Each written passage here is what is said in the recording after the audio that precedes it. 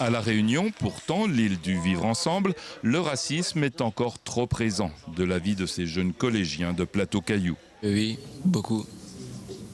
Et oui, oui. Tu trouves? Oui, oui. De la part de qui? De la part de tout le monde. Oui, beaucoup. Beaucoup de racistes envers les gens noirs. Et De la part de qui? des harceleurs, des agresseurs des fois.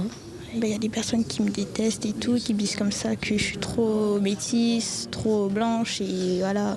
Il y a des gens parfois qui se battent et ça se voit dans la vie de tous les jours.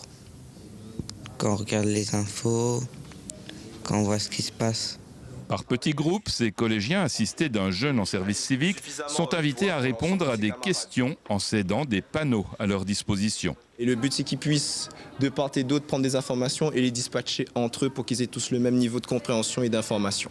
Conçue et réalisée par le Musée de l'Homme à Paris, cette exposition, Nous et les autres, bénéficie du soutien de l'État. Et ça fait partie en effet des nombreuses actions que l'on mène à travers un comité opérationnel de lutte contre le racisme, l'antisémitisme et les haines anti-LGBT. Et donc le fait de sensibiliser, d'informer, notamment les jeunes, font partie en effet de la politique que l'on mène. Cette action est portée par la Ligue de l'enseignement auprès des établissements du second degré. Nous avons déjà fait 3 établissements depuis la rentrée et donc elle va pouvoir s'égrener dans l'ensemble le plus grand nombre d'établissements du second degré. Nous sommes déjà, j'allais dire, complets jusqu'au mois de mars et l'idée ce serait peut-être aussi d'ouvrir par la suite l'exposition à des espaces moins institutionnels, c'est-à-dire des galeries par exemple, de faire en sorte que cette exposition puisse être vue du